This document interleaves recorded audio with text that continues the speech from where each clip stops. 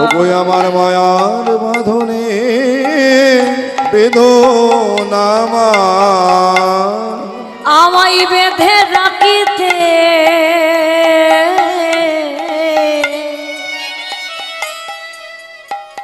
তুমি পারবে না মা, আমায় মায়ার বাঁধনে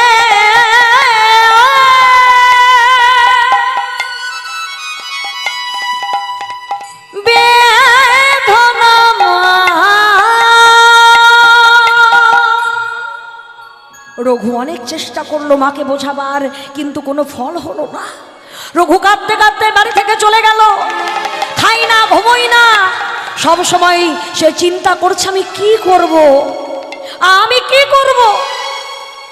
মনে মনে ভাবলে না না না না, এই বিয়ে আমায় আটকাতেই হবে। জানো মা, একদিন বিকেলবেলা সূর্য ডুবু ডুবু অবস্থায় খোঁজ খবর লাগিয়েছে কোথায় তার বিয়ে ঠিক হয়েছে। আর সেই জমিদারের বাড়ির সামনে গিয়ে এদিক ওদিক তাকাচ্ছে, দেখে একটা ছোট্ট খাট্ট সুন্দরী মেয়ে ফুলের বাগানে ঘোরাঘুরি করছে। ও মেয়ে, আরে ও মেয়ে, হ্যাঁ তোমায়, শোনো শোনো, আরে মেয়ে শোনো না, এদিকে এসো। আরে হ্যাঁ শোনো, আপনি আমায় ডাকছেন? হ্যাঁ মেয়ে শোনো শোনো। হ্যাঁ বলুন।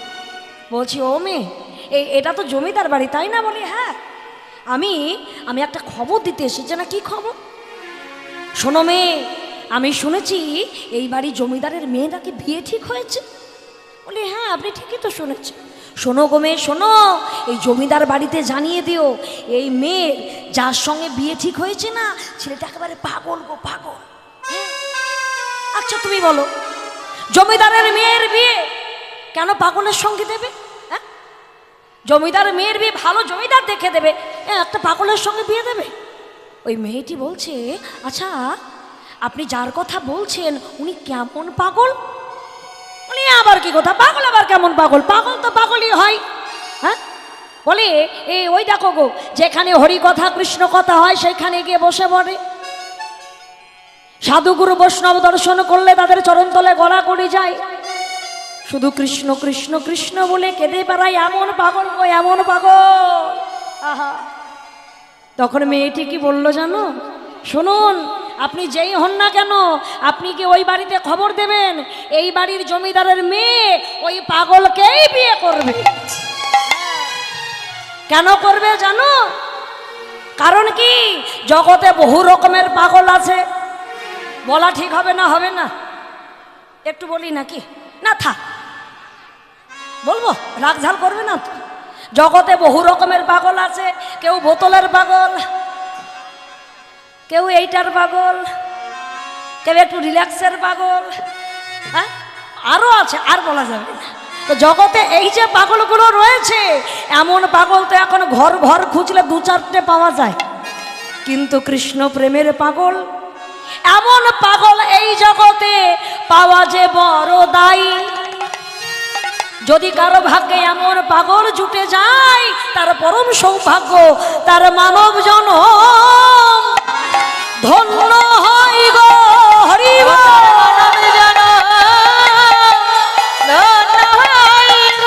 বলি কৃষ্ণ প্রেমে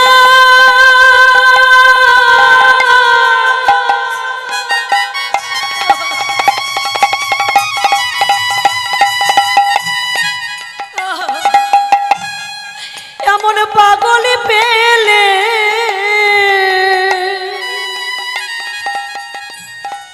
তার মানব জন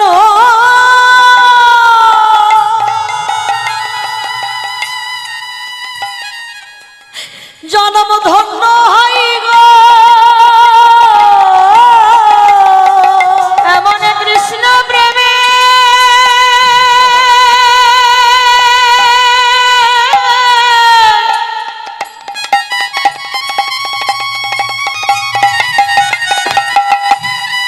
পাগল পেলে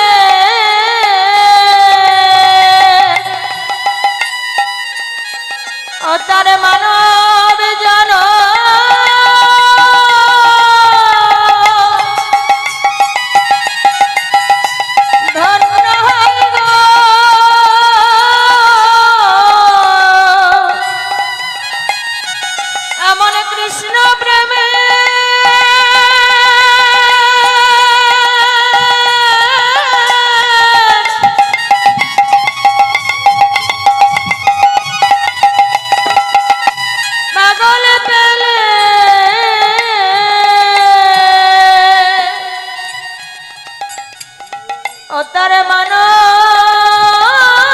জন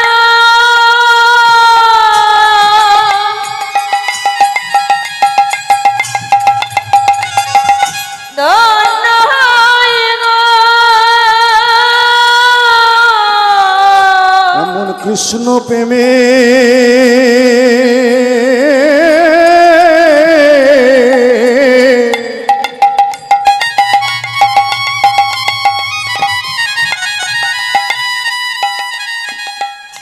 ও গো পাগল ঘোলে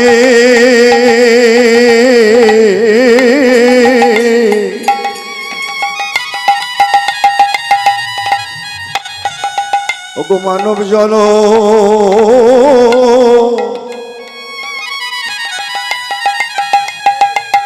ধন্য হয় গো।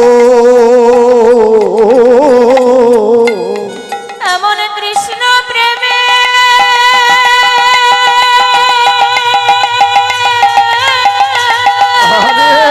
নিতাই গৌর হরি পাগল পেলে যে জনি নামের নেশায় মত্ত হইব, প্রেমের পাগল পেলে যে জন নামের নেশায় মত্ত হইব, কৃষ্ণ প্রেমের পাগল পেলে ওরে নামের নেশায় মত্ত হইব, কৃষ্ণ প্রেমের পাগল পেলে এমন নামের নেশায় মত্ত হইব।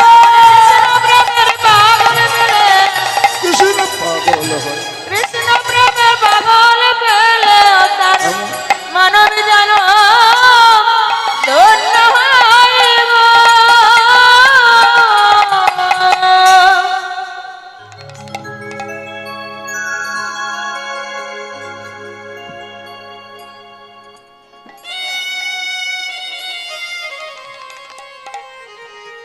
হরি বল হরি বল। মাগো, রঘু যখন দেখলো যেটা করতে আসলো সেটা হলো না, কাঁদতে কাঁদতে না ঘরে ফিরে গেল। দেখতে দেখতে বিয়ের দিন চলে এলো। ধুমধাম করে জমিদার পুত্রের সঙ্গে জমিদারের কন্যার বিবাহ হয়ে গেল। বিবাহ হলো, বৌমা ঘরে এলো, আর বৌমার হাত ধরে গোবর্ধন দাস জমিদার বলছে, বৌমা আজ থেকে এই জমিদারি সংসার সবকিছু দায়িত্ব তোমার। বৌমা, তোমার বাবা যেমন তোমাকে আমার ছেলেটার হাতে তুলে দিয়েছে, মাগো আমি আমার পাগল ছেলেটাকে তোমার হাতে তুলে দিলাম। তোমার কাছে আমি কোনোদিন কিচ্ছু চাইবো না মা, শুধু তুমি একটু চেষ্টা করো আমার ছেলেটা যেন সংসার ছেড়ে চলে না যায়। আমার একমাত্র বাবা বলা ধন তো, তুমি দেখো মা। হ্যাঁ বাবা, আমি আমার যথাসাধ্য চেষ্টা করব। জানো মা, ফুলশয্যা রাত্রি, বন্ধু বান্ধব কুটুম্ব পরিজন সবাই যে যার মতো ভোজন করে নিজের ঘরে গেল। বসে রয়েছে অর্ধাঙ্গিনী তার স্বামীর আশায়। মধ্যরাত্রি বিষণ্ণ বদনে রঘু ঘরে এসেছে। এসে পালঙ্কর পরে বসে বলছে, আচ্ছা এই কি যেন নামটা গো তোমার, কি যেন নামটা? সরোজ। হ্যাঁ সরোজ। আচ্ছা সরোজ, আমি তোমার কে বলো তো? বলে কেন, তুমি আমার স্বামী। আচ্ছা সরোজ, তুমি আমার কে বলো তো? বলে কেন, আমি তোমার সহধর্মিনী। সরোজ, সহধর্মিনী কাকে বলে গো? স্বামী, যেই নারী তার পতিকে ধর্মের পথে সহায়তা করেন জগতে, তিনি তো সহধর্মিনী। বাহ, বেশ ভালো বলেছ। তবে সরোজ, এই তোমার কাছে না আমি কিছু চাইবো, তুমি আমায় দেবে গো? কেন দেব না? আমার সবই তো তোমার, তোমার সবই তো আমার। আমি তোমার অর্ধাঙ্গিনী, অবশ্যই সবাই কিছুর ওপরে তোমার অধিকার আছে। সরোজ, আগে এই দেখো, আমি দুটো হাত জোড় করে তোমার কাছে ক্ষমা চাইছি। এই বলে যেই না মুখের দিকে তাকিয়েছে, এ কি তুমি তো সেই মেয়েটা, তোমাকে তো আমি বলেছিলাম যে আমি একজন পাগল, আমাকে বিয়ে না করতে। কেন কেন তুমি জেনে শুনে এমনটা করলে গো? সরোজ, আমায় ক্ষমা করে দাও। কেন স্বামী, আমার কি তোমার পছন্দ না? তুমি কি অন্য কাউকে তোমার মনে দিয়েছো? হ্যাঁ ঠিক ধরেছো, দিয়েছি। আসলে কি জানো, আমার মন তো একটা, আর ওই একজনকে আমি মনে দিয়েছি, যেই মনে আমি কাউকে বসাতে পারবো না। তোমার সঙ্গে আমার বিবাহের বন্ধন হয়েছে আমার ইচ্ছায় নয় গো, আমার বাবা মায়ের ইচ্ছায়। বিশ্বাস করো সরোজ, আমার মনের অধিকারী আমি তোমায় কোনোদিন করতে পারবো না গো। কারণ এই বিবাহের বন্ধন দেহের বন্ধন নয় রে মা, এই বিবাহের বন্ধন হলো হৃদয়ের বন্ধন, কি তাই না? যার জন্য দেখবে বিবাহে তো প্রচুর মন্ত্র পড়া হয়, কিন্তু একটা মন্ত্র আমাদের সবার মুখস্থ নয়, একেবারে ঠোঁটস্থ, কি তাই না? যদিদং হৃদয়ং মম তদিদং হৃদয়ং তব। আচ্ছা, এখানে কোথাও কি দেহের কথা লেখা আছে? না। অর্থাৎ বিবাহের বন্ধন হলো হৃদয়ের বন্ধন, অন্তরের বন্ধন। আর সেটাই যদি না হয় তাহলে আমাদের বিবাহ কেমন করে ভালো হবে? আচ্ছা স্বামী, তুমি যাকে মন দিয়েছ, হ্যাঁ সে কত সৌভাগ্যবতী বলো তো? সে কত সৌভাগ্যবতী যে এই মন তুমি তাকে দিয়েছ। একজন কৃষ্ণ ভক্তকে সে পেয়েছে না সরোজ, সে সৌভাগ্যবতী নয়, সে যে আমার গোবিন্দ, আমার গোবিন্দ, সে যে গিরিধারী লাল মদন গোপাল, সে যে আমার মদন মোহন। হরি বল, হরি হরি বল, হরি বল, রাধে।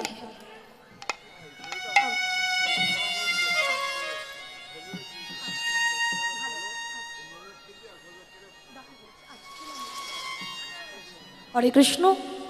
আমার ভক্তিমতী মা ভক্তদের চরণে আমার এই দাদা ভাই 1001 টাকা দান করেছে বৈষ্ণব সেবার নিমিত্তে।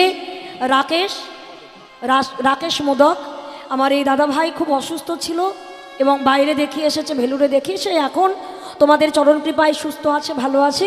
তোমরা আশীর্বাদ করো, যতদিন পৃথিবীতে থাকবে। শরীর থাকলে অসুস্থ তো হবে, হ্যাঁ, কিন্তু সেটা যেন সহ্য করতে পারে এবং তোমাদের মতো ভক্ত চরণে যেন এমনভাবেই দান করতে পারে। জয় জয় শ্রী গুরু নিতাই গৌর সীতানাথ প্রেমানন্দ। হরি হরি বল, হরি বল। বলছি কাকু জানি তাই। এবার কি হলো মা, সঙ্গে সঙ্গে সরোজকে বলছে, সরোজ আমি তোমার কাছে কিছু চাই। সেটা কি জানো? তুমি আমায় বিদায় দাও। সরোজ বলছে, স্বামী আমি কি করি বলো তো?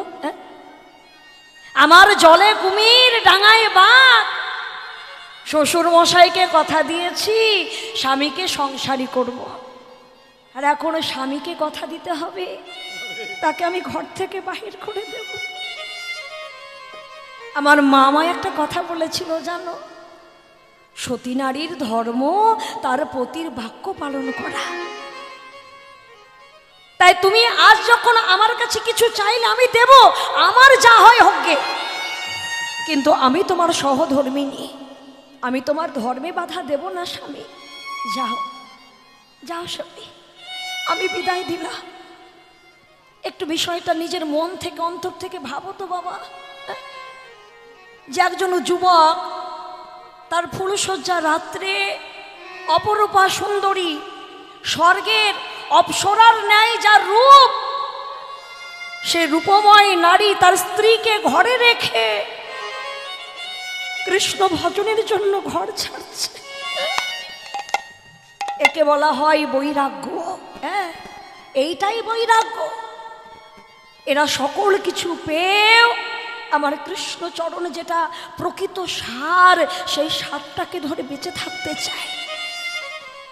রঘুর মনে খুব আনন্দ বেরিয়ে যাচ্ছে। সরজ গিয়ে বলছে, স্বামী তুমি একটু দাঁড়াবে গো, আমি জানি না এরপরে আর কোনোদিন তোমার সঙ্গে আমার দেখা হবে কিনা, তবে আমার বিশ্বাস কি জানো, তুমি যার কাছে যাচ্ছ, যেই চরণে যাচ্ছ, তুমি ঠিক তার চরণ পাবে। তোমার কাছে আমার নিবেদন কি জানো স্বামী, তুমি সেই দিন যেন আমায় ভুলে যেও না, সেই দিন যেন আমায় ভুলে যেও না। ওগো সেই দিন যেন ভুলে যেও না, যেই দিন জগৎপতি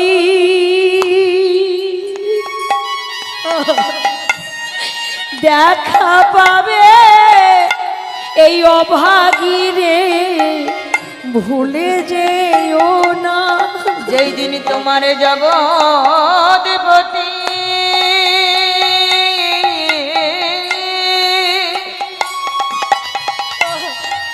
দেখা পাবে, সেই দিন যেন ভুলে যেও না। যেই দিন জগৎপতি হরি বল হরি বল।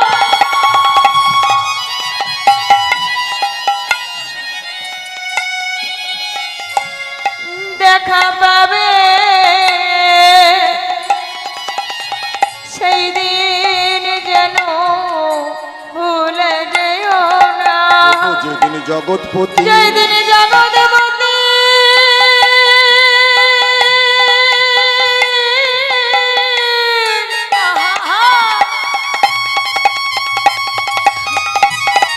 দেখা পাবে, এই অভাগিনীর কথা জানাইয়ে রেখো। সেই দিন তোমার জগৎপতির দেখা পাবে। এই অভাগিনীর কথা জানাইয়ে রেখো। সেই দিন জগৎপতির দেখা পাবে। অভাগিনীর কথা জানাইয়ে রেখো। জগৎপতির দেখা পাবে। অভাগিনীর কথা জানায় রেখো, জগৎপতির দেখা পাবে, সেই দিন যেন ভুলে যেও না।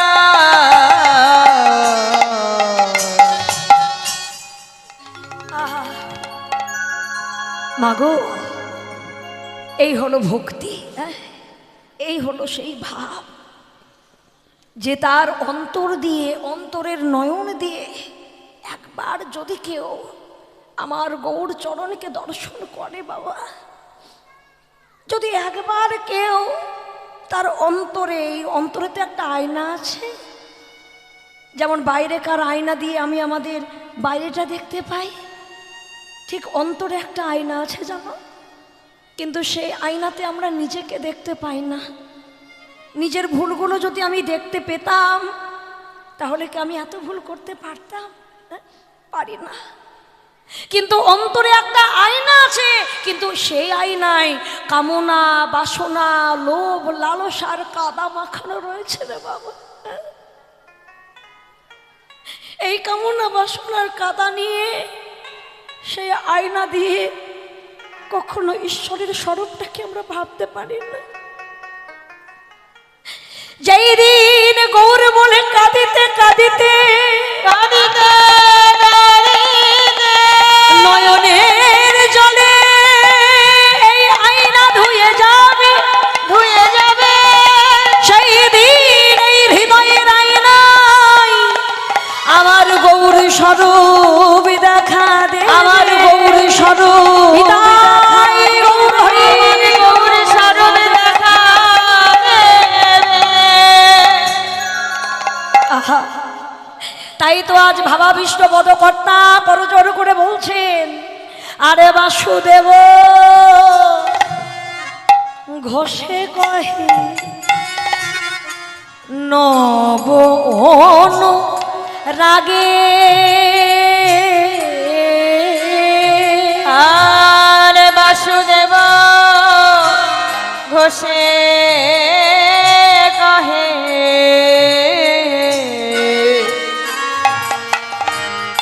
নবয়ন রাগে আরে সোনারি বড় সোনারি বড় ওই সোনারি বরণ সোনারি বরণ গদার রূপ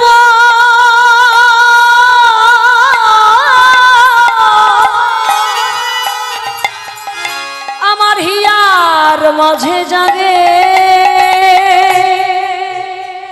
আর হিয়ার মাঝে জাগে রে এ এ ওই গোরা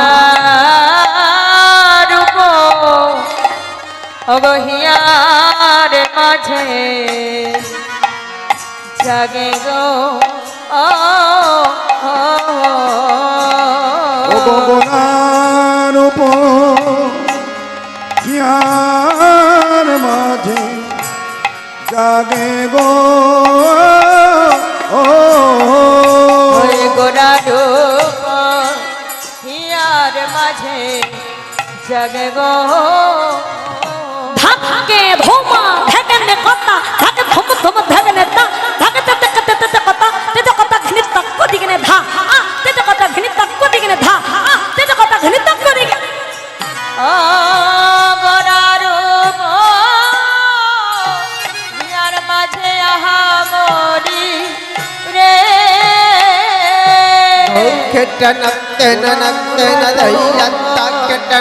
হিয়ার মাঝে জাগে হিয়ার মাঝে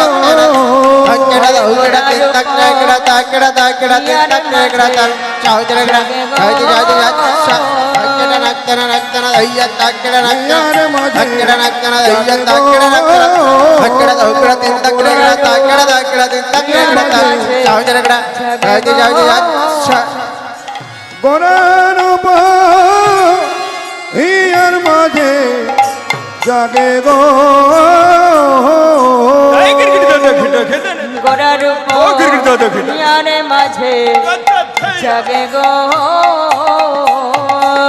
গোরা রূপ হিয়ার মাঝে জাগে গো গোরার হিয়ার মাঝে জাগে গো গোরা রূপ হিয়ার মাঝে জাগে গো গোরার হিয়ার মাঝে জাগে গো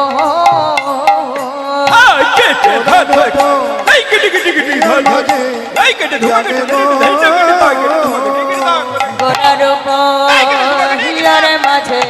জাগে গো গোরা রূপ হিয়ার মাঝে জাগে গো গোরার হিয়ার মাঝে জাগে গো গোরা রূপ হিয়ার মাঝে জাগে গো গোরা গোরার হিয়ার মাঝে জাগে গো গোরা রূপ হিয়ার মাঝে জাগে গো গোরার হিয়ার মাঝে জাগে গো গোরা রূপ হিয়ার মাঝে জাগে গো গোরার হিয়ার মাঝে জাগে গো গোরা রূপ হিয়ার মাঝে জাগে গো গোরার হিয়ার মাঝে জাগে গো গোরা রূপ হিয়ার মাঝে জাগে গো গোরার হিয়ার মাঝে জাগে গো গোরা রূপ হিয়ার মাঝে জাগে গো আরে গোরা রূপ হিয়ার মাঝে জাগে গো আহা গোরার হিয়ার মাঝে জাগে গো আরে গোরা রূপ হিয়ার মাঝে জাগে গো আহা গোরার হিয়ার মাঝে জাগে গো আরে গোরা রূপ হিয়ার মাঝে জাগে গো হারি গোরার রূপ হিয়ার মাঝে জাগে গো আহা গোরার রূপ হিয়ার মাঝে জাগে গো আহা গোরার উপহিয়ার মাঝে জাগে গো আহা গোরার রূপ হিয়ার মাঝে জাগে গো আহা গোরার উপহিয়ার মাঝে জাগে গো ও ও জয় জয় শ্রী গৌর সীতানাথ প্রেমানন্দে প্রভু নিতাই গৌর হরি বল হরে হরি বল। হরে কৃষ্ণ। তোমায় মোরা এতক্ষণ নদিয়ার মাঝারে গৌর লীলারস মাধুর্য আস্বাদন করলাম। তো এখন আমরা সকলে মিলে যাব মধুময় ধাম বৃন্দাবনে রাধা কৃষ্ণ মাধুর্য রস আস্বাদন করবার জন্য। নিতাই বিনে ভাই রাধা কৃষ্ণ পাইতে নাই, দৃঢ় করি ধরো নিতাই রে পায়। দেখো মা, গুরু কৃপা বিনা নিতাই চরণ কৃপা তো পাওয়া যায় না। নিতাই চরণ কৃপা বিনা গৌর কৃপা পাওয়া যায় না।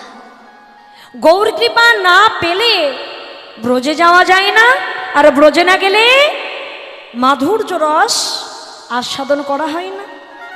তো চলো সকলে আপন আপন গুরু আশ্রয় করে পঞ্চতত্ত্বচরণ স্মরণ করে সরগোস্বামী 64 মহান্ত চরণ স্মরণ করে আমরা একটু বৃন্দাবনে যাই। তো সবাই বৃন্দাবন যাচ্ছি তো? সবাই মানে সবাই, কিন্তু যারা দাঁড়িয়ে আছে তারা তো যাবেন না। হ্যাঁ, হাত তুললো তোমাদের কি? হাত তোলা যায় না? যেখানে থাকো না কেন শোনো, এই হাত তোলাটা লজ্জার কিচ্ছু নয়, এটা হলো স্যালেন্ডার করা। এখন হয়তো ভাববে কেন আমি কি চুরি চামারি করেছে নাকি আমি হাত তুলতে যাবো, কি তাই না? ভাবতেই পারো, ভাবতে তো আর কিছু লাগবে না। হ্যাঁ, তা আমি যে চোর না আমি মিথ্যাবাদী আমার চাইতে ভালো কি কেউ জানে বলো তো? কি সারাদিনে যে আমি কটা মিথ্যা বলি আমি বেশি জানি না আমার পাড়ার লোক বেশি জানে? হ্যাঁ, আমি বেশি জানি। তাহলে আমি চুরি করে খাই না যা খাই ভগবানকে দিয়ে খাই একমাত্র উনিয়ে জানে আর আমি জানি। হ্যাঁ, পৃথিবীতে যা কিছু করি সবই কি নিজের জন্য ছেলেপুলের জন্য করি না তার নামেও কিছু করি সেটা আমিও জানি আর উনিও জানে। তো আমি যা কিছু করি না কেন সব কিছুর মধ্যে যদি নিজেকে একটু সঁপে রাখতে পারি, প্রভু যা করেছি সব তোমায় দিলাম। ভগবানের নামে 1 কেজি বাতাসা দিলে একটা বাতাসাও ভগবান তুলে খাই না, ঘুরিয়ে আমরাই খাই, তাই না? তবু দিতে গিয়ে ভাবি ওরে বাবা 1 কেজি বাতাসা, আমার ছেলের ঘরে নাতি হলে না হয় 5 কেজি দিতা, এমনি এমনি কেন দিতে যাবো 1 কেজি? একটা দিলেই পার না বলে 1 কেজি ওরি বল। তো ভগবান কথাই বলে যে দিয়ে ধন দেখে মন ওরা কেড়ে নিতে কতক্ষণ। হ্যাঁ, ভগবানে দিয়েছে যেমন নিতে সময় লাগবে না। এই যে 2টো হাত দিয়েছে না, বলছে সৎ পথে রোজগার করো। হ্যাঁ, এটাও ঠিক, সৎ পথে চলতে গেলে শত্রুর অভাব হবে না, প্রচুর শত্রু বাড়বে। তবু কি আমি সৎ পথে চলবো না? চেষ্টা করবো অন্তত যেটুকু করা যায়। তাহলে সৎ পথে রোজগার করো, সৎ জায়গায় খরচ করো, আর যখন সময় পাবে তখন স্যালেন্ডার করো, অর্থাৎ নিজেকে সঁপে দাও। তাহলে সবাই যাচ্ছি তো? আচ্ছা, কারা কারা বৃন্দাবনে যাবে না হাত তোলো।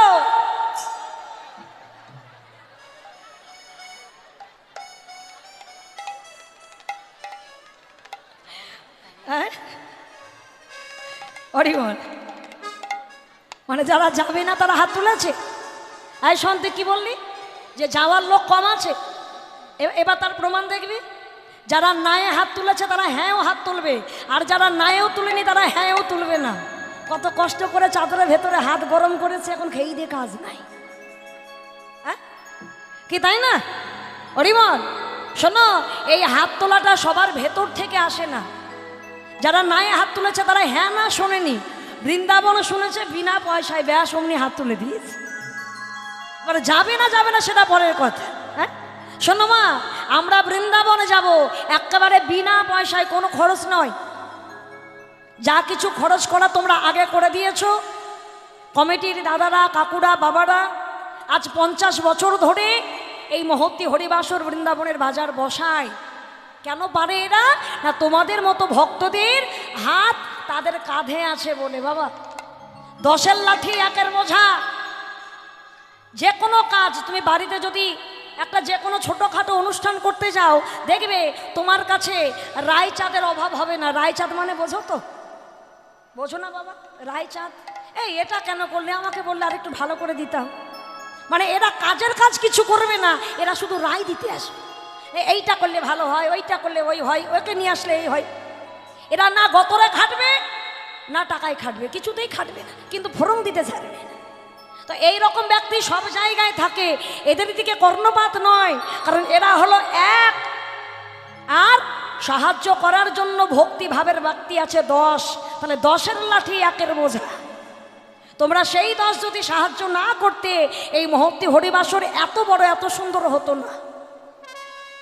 আমি গোবিন্দের কাছে প্রার্থনা করি তোমরা সবাই সুস্থ থাকো, ভালো থাকো, আর আগামীতে আরো সুন্দর আরো ভালোভাবে, প্যান্ডেল বড় নয়, প্যান্ডেল বড় নয়, এই হৃদয়টাকে বড় করে যেন সাধুগুরু বৈষ্ণব সেবায় লাগতে পারো। গোবিন্দের কাছে প্রার্থনা করো।